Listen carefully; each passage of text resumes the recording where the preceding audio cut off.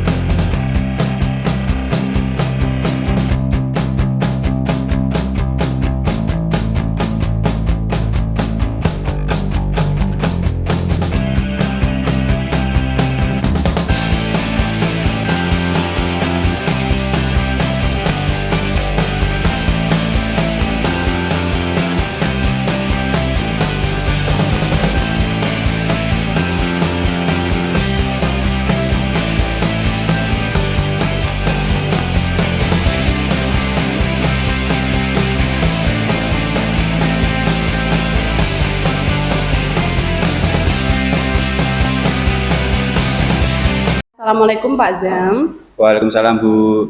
Bagaimana kabarnya hari ini? Alhamdulillah baik Bu. Gimana kabarnya Bu? Alhamdulillah sehat Pak.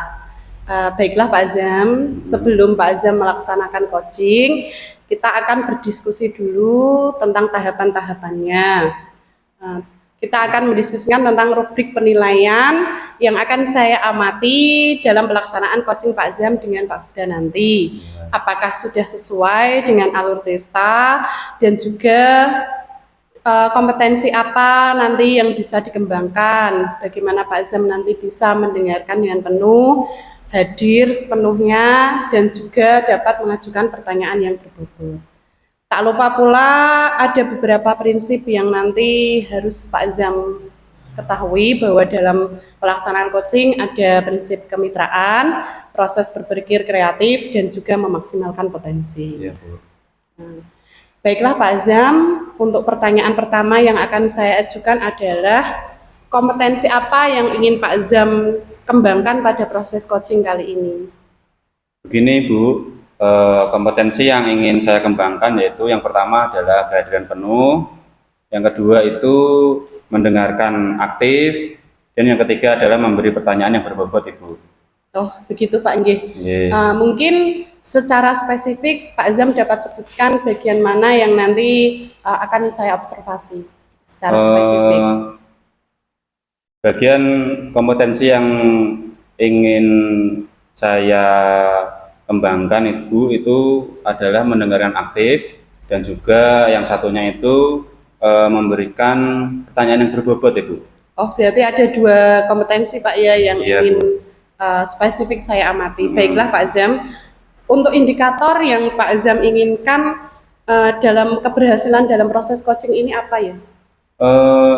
Indikator yang ingin saya capai yaitu saya ingin coach nanti bisa menemukan solusi ataupun jalan keluar atas permasalahan yang disampaikan kepada saya.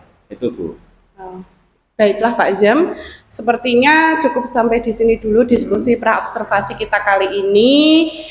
Silahkan nanti Pak Zam dapat melaksanakan proses coaching bersama Pak Huda, dan semoga nanti proses coachingnya berjalan dengan lancar. Iya Ibu, terima kasih atas kesempatannya.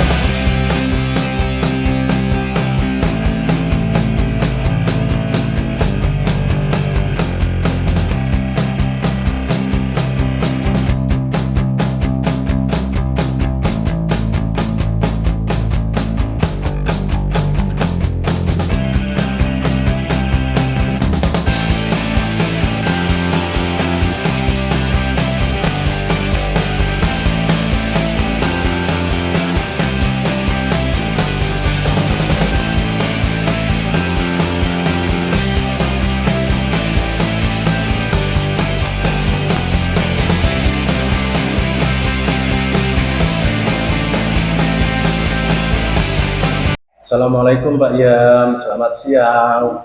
Bolehkah saya minta waktunya Pak Jam? Saya mau bercerita sedikit ini tentang apa yang saya rasakan akhir-akhir ini di kelas saya Pak. Waalaikumsalam Pak Uda. Tentu saja boleh Pak Uda. Apa sih yang ingin Pak Uda ceritakan kepada saya? Begini Pak Yam, akhir-akhir ini murid-murid yang saya ajarkan itu di kelas itu kurang bersemangat Pak Yam. Dan pada saat saya kasih tugas, yang mengerjakan tugas, yang mengumpulkannya itu sedikit Pak. Oh gitu. Jadi menurut Pak Uda ini apa yang hendak Pak Uda harapkan dari diskusi kita pada siang hari ini Pak Uda? Itu saya mengharapkan solusi atas permasalahan saya Pak, di mana murid-murid saya itu kurang bersemangat dalam menerima pembelajaran saya. Oh gitu. Menurut Pak Uda, apa saja sih yang menurut Pak Uda, murid-murid Pak Uda itu kurang bersemangat dalam mengikuti pembelajaran bersama Bapak Uda? Menurut saya, kalau saya ingat kembali itu begini Pak, yang menyebabkan murid-murid saya kurang bersemangat dalam menerima pembelajaran itu mungkin yang pertama, pembelajaran saya sedikit membosankan ya Pak. Saya terlalu dominan berbicara, menyampaikan materi ke siswa tanpa memberikan kesempatan bagi siswa saya untuk berpendapat aktif dalam pembelajaran saya tersebut Pak. Oh begitu. Oh, kira-kira apa saja sih Pak yang membuat anak itu bersemangat dalam mengikuti pembelajaran? Tentunya anak-anak pasti menginginkan pembelajaran yang menyenangkan, tidak membosankan, dan juga tidak monoton Pak. Oh begitu. Wah itu kalau menurut saya Pak Uda itu ide yang bagus Pak Uda. Lalu menurut Bapak Uda itu apa saja yang membuat murid-murid itu tidak bosan, kemudian tidak apa namanya istilahnya kalau zaman sekarang tidak boring lah gitu ya. Iya, itu Pak. pada pembelajaran yang Bapak lakukan. Menurut saya begini ya Pak, pembelajaran itu harus berpihak pada murid Pak. Oh gitu. Dimana dalam pembelajaran tersebut mungkin bisa dikasih ice breaking, kemudian atau games-games itu, kemudian istilahnya pembelajaran yang lebih menyenangkan itu loh Pak. Oh gitu. Lalu untuk yang mengenai tugas tadi Pak Uda, itu tugas-tugas yang Pak Uda berikan pada murid-murid itu apa sih yang menyebabkan murid-murid itu kurang bersemangat dalam mengumpulkan tugas Pak Uda? Begini Pak Yam, kemungkinan karena tugas yang saya berikan itu mungkin terlalu banyak ya Pak, tanpa saya memberikan sumber belajar yang beragam dan mengasihkan Pak. Oh gitu. Jadi menurut Pak Uda itu sumber belajar yang Pak Uda berikan pada anak-anak saat pembelajaran itu apa saja Pak Uda? Kalau selama ini sih saya terbiasa menggunakan buku teks yang ada di perpustakaan Pak. Oh hanya buku teks yang ada di perpustakaan itu ya?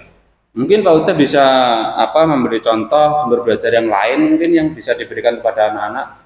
Saya pikir banyak ya Pak. Mungkin sumber belajar seperti dari video YouTube, kemudian artikel-artikel blog yang ada di internet, kemudian juga menggunakan aplikasi yang sedang tren saat ini Pak ya. Mungkin aplikasi ada TikTok atau IG sehingga anak-anak bisa aktif dalam pembelajaran, itu lebih senang itu Pak ya. Wah itu betul Pak Uda. Itu kan sekarang itu banyak sumber-sumber belajar yang bisa diperoleh di luar lingkungan sekolah itu ya banyak sekali. Tadi sudah Pak Uda katakan itu sumber-sumber belajarnya seperti tadi YouTube, TikTok, IG itu saya pikir sumber belajar seperti itu akan membuat anak-anak semakin bersemangat dalam belajar. Betul juga ya Pak. Oh iya. Jadi sekarang Pak Uda, apa rencana Pak Uda untuk ke depan dalam menyelesaikan permasalahan ini? Mungkin yang pertama yang akan saya lakukan, mungkin saya akan menggunakan rencana pembelajaran saya yang lebih mengasihkan dan lebih menyenangkan terhadap siswa saya. Kemudian yang kedua, saya akan menggunakan istilahnya media pembelajaran yang beragam, yang seperti yang saya sebutkan tadi Pak, dari video YouTube, artikel-artikel internet. Kemudian istilahnya saya juga akan membuat murid-murid saya belajar dengan cara pembelajaran secara berdiferensiasi Pak. Saya akan menentukan sumber belajar atau media ajar yang sesuai dengan minat dan bakat siswa tersebut, Pak. Oh begitu. Wah, itu bagus sekali Pak Uda, rencana Pak Uda. Saya berdoa semoga mudah-mudahan yang rencana yang Pak Uda susun, yang Pak Uda laksanakan nanti semoga bisa berhasil Pak Uda. Terima kasih ya, Pak. Kemudian Pak Uda, ini mengenai komitmen ataupun langkah-langkah nanti apa saja yang Pak Uda terapkan agar rencana ataupun langkah-langkah nanti ke depannya bisa Pak Uda laksanakan. Begini Pak, saya berkomitmen untuk selalu membuat rencana pembelajaran yang menarik Pak. Tentunya yang mengasihkan terhadap siswa saya, menggunakan berbagai media sumber belajar untuk mengeksplorasi materi sehingga murid-murid saya dapat menjalankan merdeka belajar Pak. Dan saya akan membuat murid-murid saya senang dalam kegiatan eksplorasi materi tersebut, perbanyak diskusi sehingga siswa itu lebih aktif bertanya dan mengungkapkan ide-ide tanpa ada unsur paksaan. Akan saya serahkan pemilihan sumber belajar pada murid-murid saya, Pak. Oh gitu, wah bagus sekali Pak Uda.